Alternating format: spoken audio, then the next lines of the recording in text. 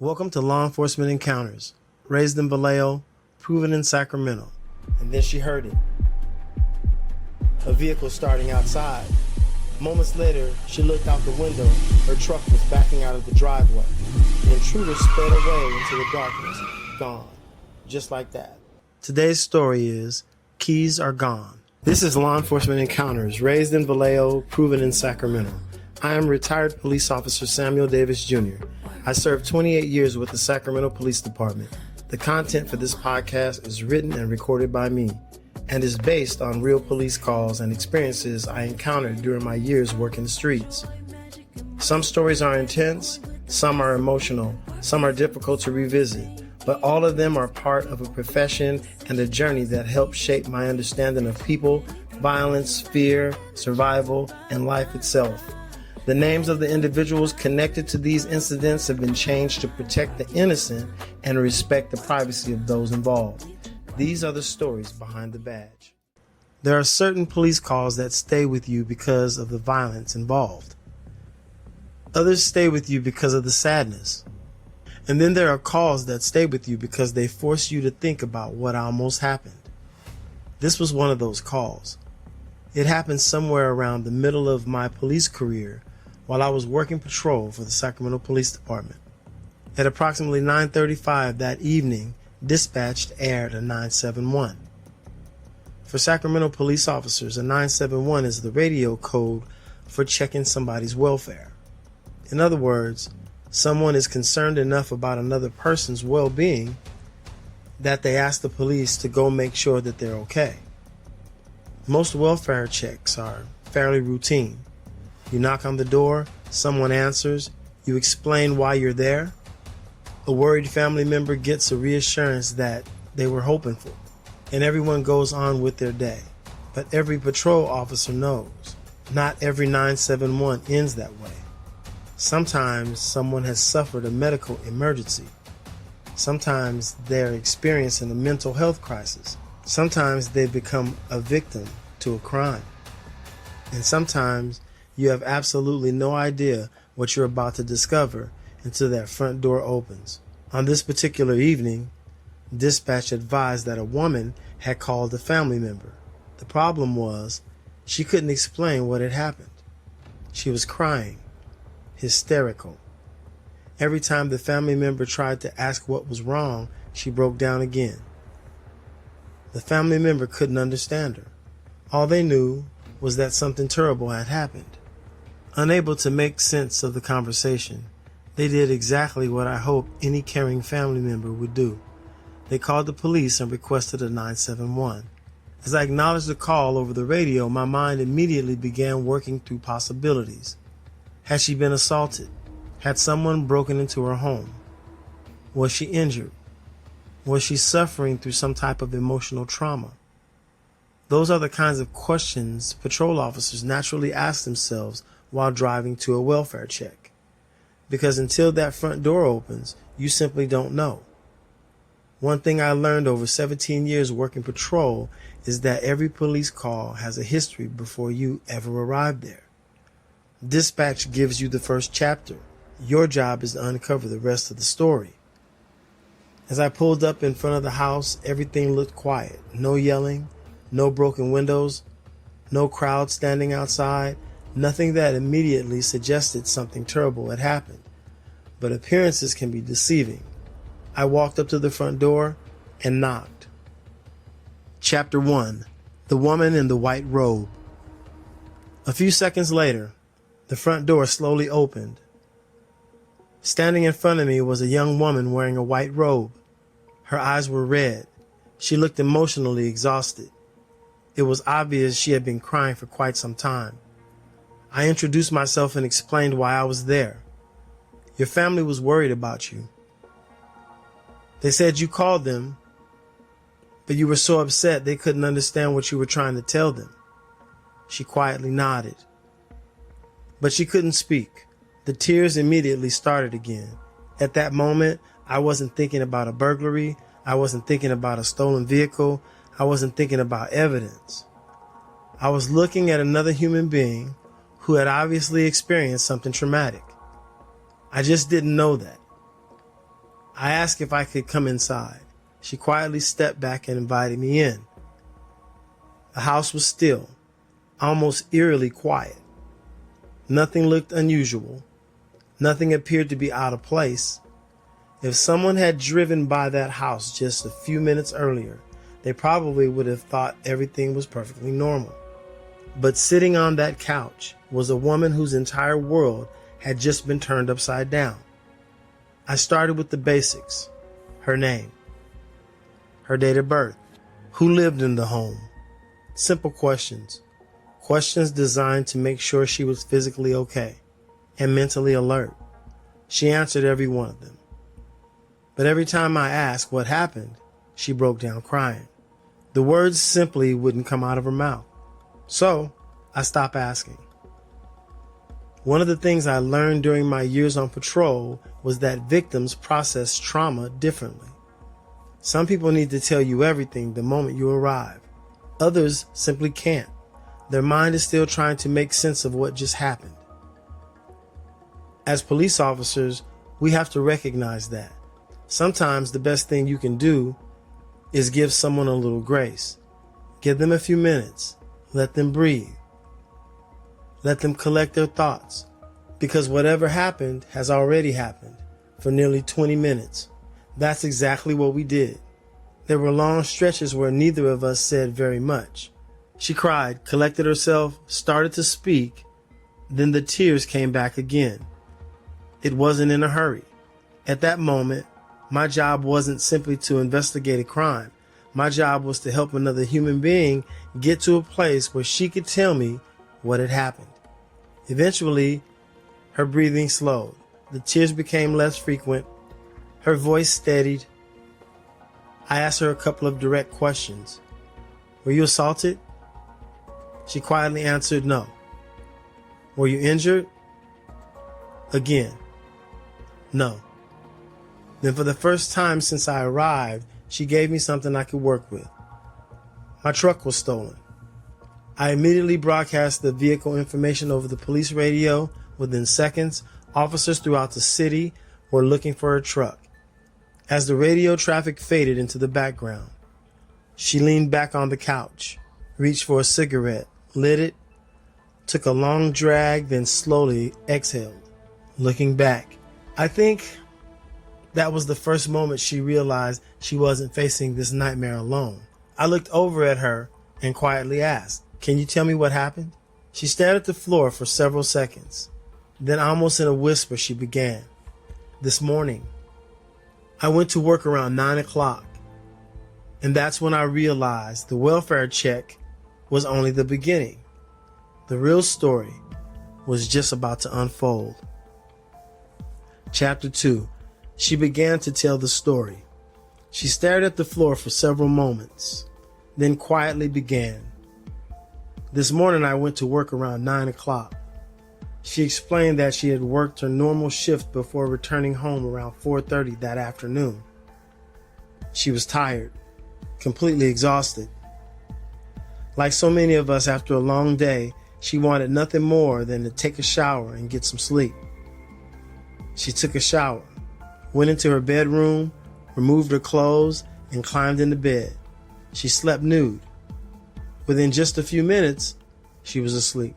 About an hour later, she heard a noise. It sounded like it had come from somewhere near the kitchen. She opened her eyes, listened, waited, then convinced herself she had probably imagined it. Maybe something had settled inside the house. Maybe she had left the window open. Maybe she was simply hearing things. She rolled over, closed her eyes, went back to sleep. About another hour passed, and then she heard it again. This time, the sound was different. Closer, more distinct.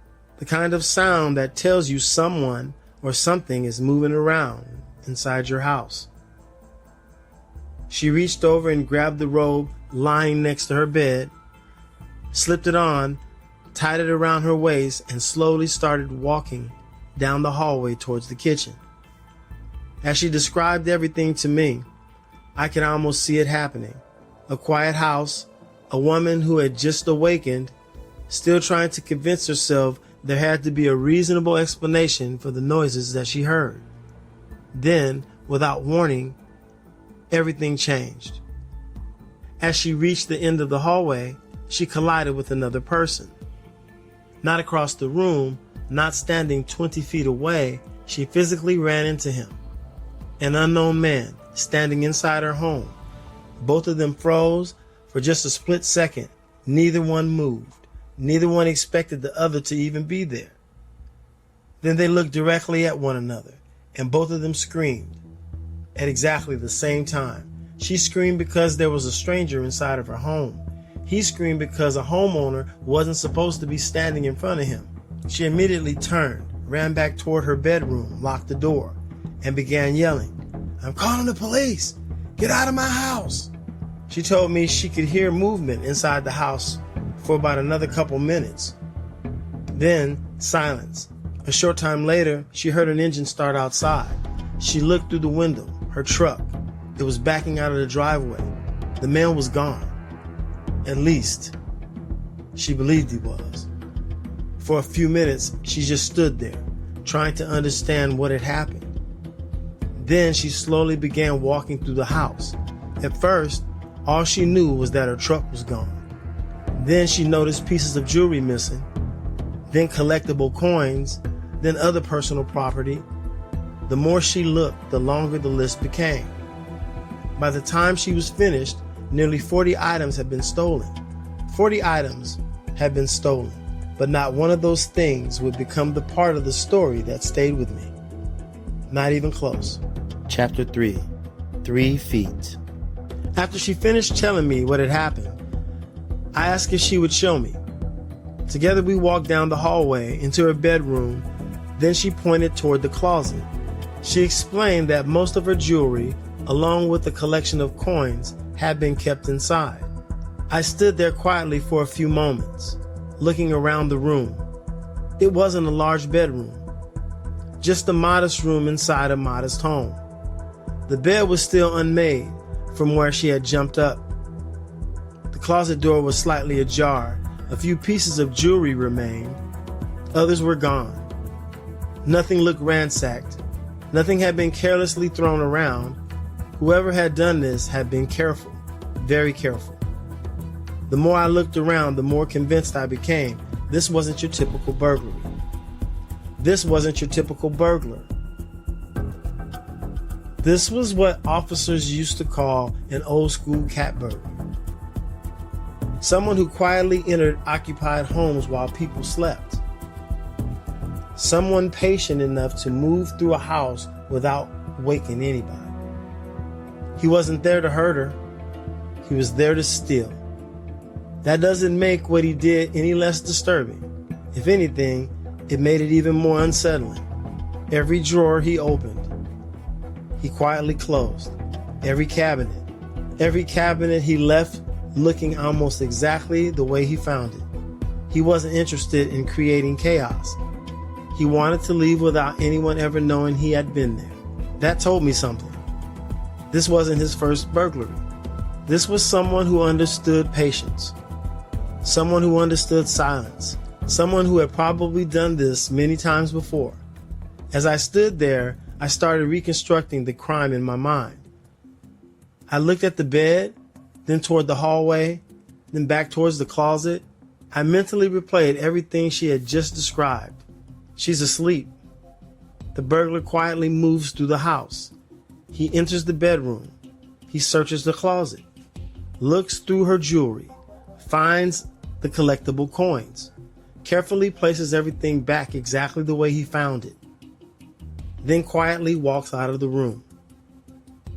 At almost that exact same moment, she wakes up. She hears another noise. She slips on her robe, walks into the hallway, and they collide. I look back towards the bed one more time, then toward the closet. It wasn't far, maybe 3 feet. 3 feet. That's all that separated this woman from a complete stranger while she slept. 3 feet. I remember standing there just thinking, this call isn't really about a stolen truck. It isn't about jewelry. It isn't about a collectible coin. It's about something much bigger. This woman had gone to bed believing she was safe. She woke up to discover that while she slept, a complete stranger had been quietly walking through her bedroom, looking through her personal belongings, standing only a few feet away. No insurance company can replace that. No arrest can completely erase that. Because what was really stolen that night was her sense of security. And once that's taken from someone, it can take a very long time to get that back. Chapter 4, The Investigation. Standing there in that bedroom, I had to shift my attention back to the job. There was still an investigation to conduct. There was still evidence to document. And somewhere out there, a stolen truck was being driven through the city. I returned to the living room and continued gathering information. One item after another. Jewelry, collectible coins, personal belongings. The list continued to grow. By the time we finished, nearly 40 items had been reported stolen. As with most victims, she remembered some things immediately. Other items came back to her as we talked. That's very common. Trauma has a way of interrupting memory. People often think they're forgetting things. They're not. Their mind is simply trying to process everything that has just happened.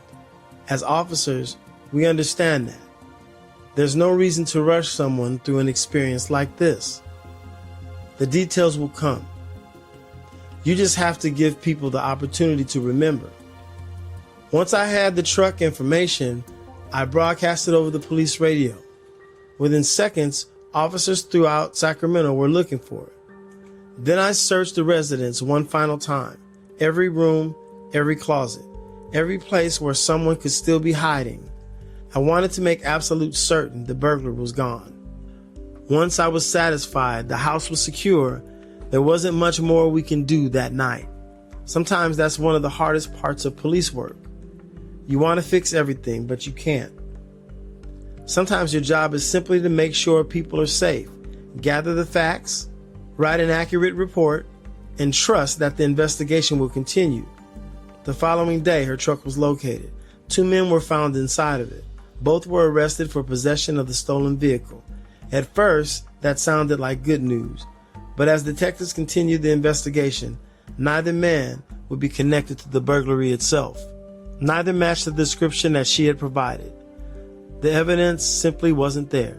The truck had been recovered, but the man who had quietly walked through her home was never identified. People sometimes believe every police story ends with an arrest. Real life doesn't always work that way. Sometimes the evidence leads you directly to the person responsible. Sometimes it doesn't. That doesn't mean officers stop trying. It means the evidence takes you only as far as it can. As frustrating as that may be, that's exactly how the criminal justice system is supposed to work.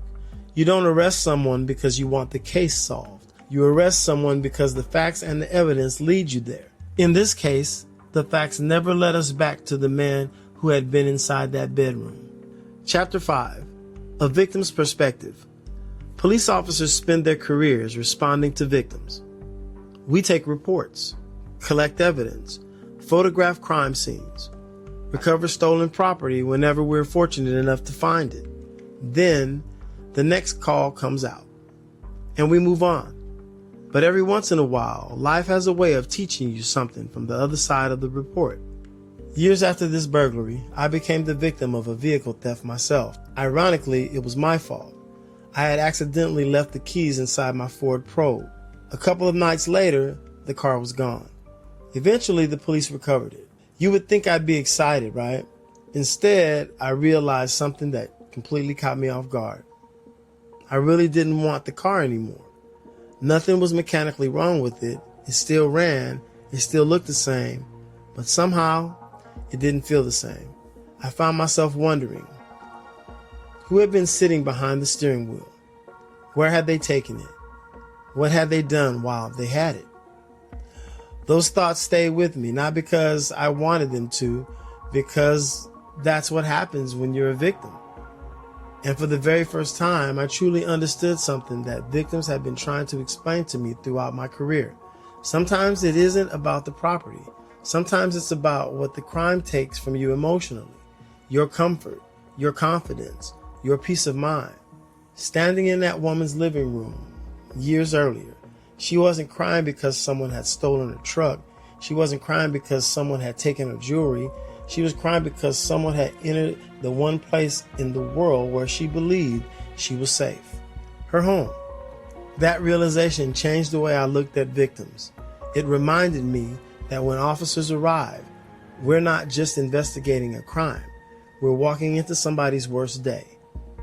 Sometimes the greatest service we can provide isn't making an arrest. Sometimes it's slowing everything down, listening, giving people time, treating them with dignity, helping them begin putting the pieces of their life back together. That doesn't show up in an arrest report. It doesn't show up in a case file, but it matters. In fact, it may be one of the most important parts of the job, because while evidence helps solve crimes, compassion helps people begin to heal. Hey, what's happening, everybody? This is the epilogue to Keys Are Gone.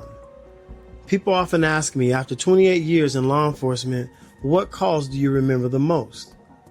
Most people expect me to talk about shootings, homicides, high-speed pursuits, officer-involved shootings.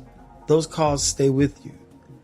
But so do calls like this, the quiet ones, the ones where nobody dies, the ones where nobody goes to jail, the ones where you simply watch another human being struggle to make sense of something that never should have happened.